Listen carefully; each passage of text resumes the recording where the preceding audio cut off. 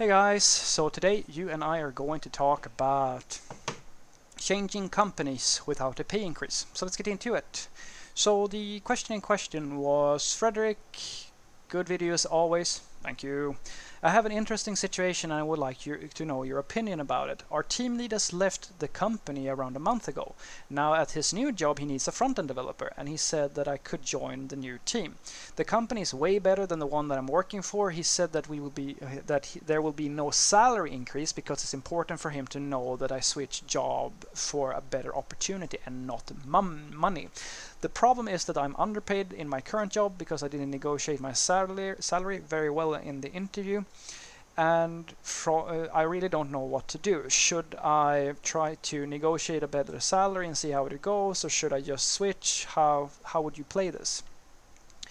So I would suggest that you take a hard think about where you are right now. If this current company that you are working for, if you're still learning, if you're still evolving, and you feel like there's a value in staying where you are, you should stay, because you're basically being asked to take all the risk in moving over to another company.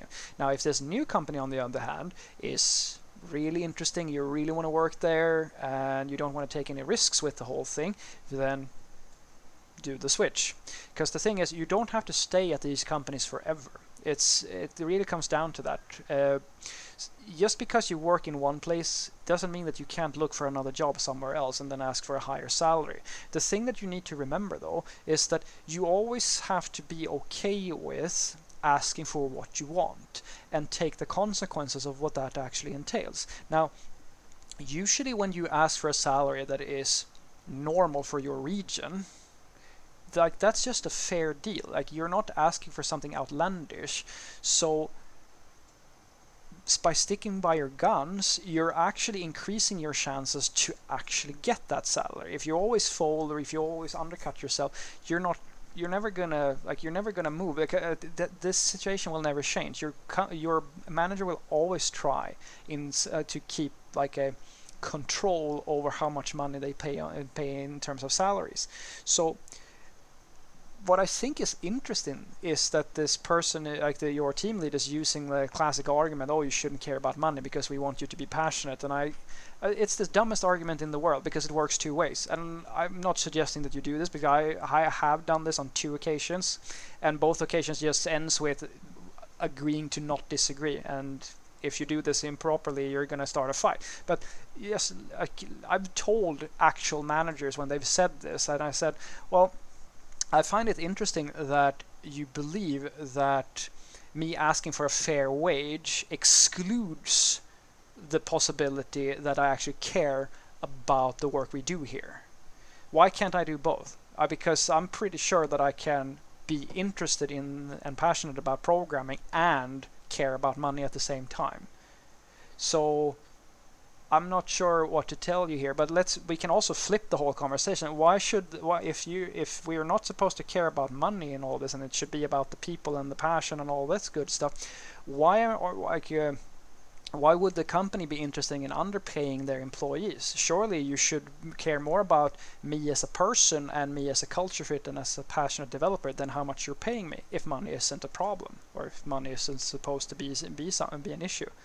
Or is this just a one-way thing where I'm supposed to be the one who doesn't care about money, but you really care about, and you very much so care about money?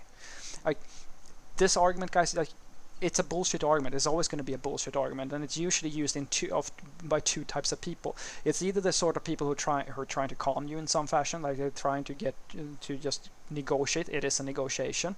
And the people who have a very, very narrow philosophical understanding of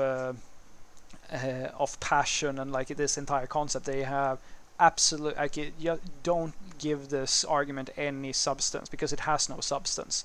It's perfectly possible to be extremely passionate about what you're doing and at the same time know what your value is. There is no discussion there. If you're trying to get paid more than you're owed, then different discussion, whole different discussion. But what I wrote back to the subscriber and I said, I urge you to actually ask yourself, are you still evolving where you are? or is this new company so interesting that you're willing to sacrifice the possibility of making more money to go and work there? Because if you are willing to take a bit of a risk, the problem is that you're in a very weak negotiation position. But then I at the very least suggest that you say to your team lead that it's a very tempting offer.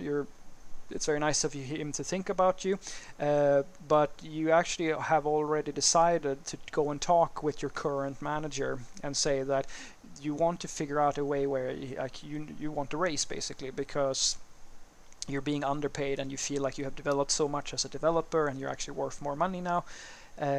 And if that doesn't really work out, you're going to start looking for other options, because there are plenty of companies out there who you can actually go to, and like they will actually pay you a living wage if you, as I said, if you're just upfront about your worth, because nobody is ever going to just throw money at you unless you're, well, it can happen, but it's very uncommon that they're going to throw money at you. You're actually going to have a bit of a backbone here. And one of two things are most likely going to happen if you say that to your previous team lead. Either he's going to go and look for somebody else. I don't think that is as likely as the other option, which is that he's going to give you a slight pay increase on your current salary, because then at the very least, depending on how underpaid you are, he's going to be able to justify that in whatever, like if it's because his manager is trying to really save on cost, or if it's as I said, some philosophical misunderstanding on his part, he's still going to be able to claim that justify the whole thing. And why I say that I think it's fairly unlikely that he's going to go with somebody else is because, well, it's actually very expensive to hire developers. So unless you are like a kind of junior developer, like you're not really, if you're not his first pick, or if there's some issue or that he's unsure about you and he's kind of just trying to get what he can here, then you're gonna be kind of safe. Because I mean, dude, if you say yes, even if he increases your salary a little bit, you're not gonna cost him the amount of money that it would have cost him if he got you through a recruiter. It's insane what they have to pay to get a hire, to get a new software developer at practically every company. So I think that overall, I would play the card, but that's just me. I would just see. You probably have to accept that he's not going to give you the amount that you're looking for, because, as I said, you're in a weak negotiation position. He knows your worth. He knows how good you are at software development. So unless you are like one of the best that he's worked, one of the best at that company, and he's really just trying to scam you, he's not going to lose his, he's not going to accept that you play hardball with him. On the other hand, if you are one of the best, well, then you can do this, and he's most likely just trying to scam you in some way, or he's just trying to keep the price down of hiring, but he's actually willing to go much higher. But that's a risk that, well, you have to make that judgment. So what I want you to take away from this is that, in general, when you're switching from one company to another, you have to be upfront with people about the salary that you want. If you feel that you're underpaid, then you have to very clearly explain that you expect this and this amount of salary. And if somebody gives you a bullshit argument that, oh, money shouldn't be the reason why you work here, and you can always, as I said, you can always argue back and just say that, why would one exclude the other? I really want to work here, but I also have a life outside of this place of work, and I feel like being paid a average salary isn't, it's nothing but fair. And that's a very strong argument. And on the other side of the spectrum, you can always say to the company, well, if money isn't the reason why we should all be doing this, why is it that you want to underpay your staff? Because how can I trust that you actually want to hire me and not just save on cost? So let's just work out a deal that feels good for everybody, and just treat that argument as a negotiation tactic or a scare tactic or like something like that, because there's tons of these tricks that some people play. So stand by your guns, and be flexible if you feel that there are other factors that make it worth your time, even though you have to go down in salary. And evaluate that. If you're at your current place of work, you're really evolving and things are going kind of great, why switch?